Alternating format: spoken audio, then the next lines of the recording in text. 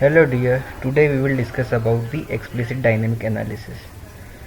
We all know that as a FEA engineer, we can classify the problem into two categories.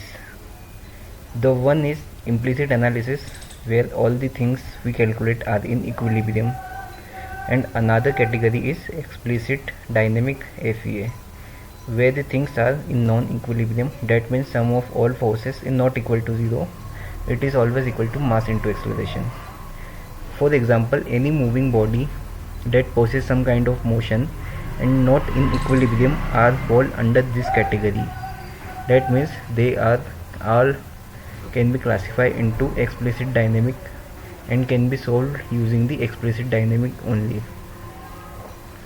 Unlike implicit analysis, explicit analysis, the material deforms beyond its yield point.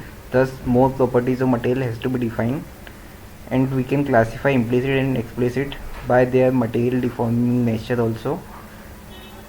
It is used in crash analysis and defense analysis, where we meet with high speed impact and blast, and lastly the consumer durabilities, where we meet with the drop test.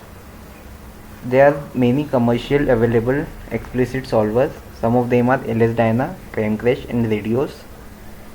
Their applications are in consumer durability, automotive, defense, living appliances and civil.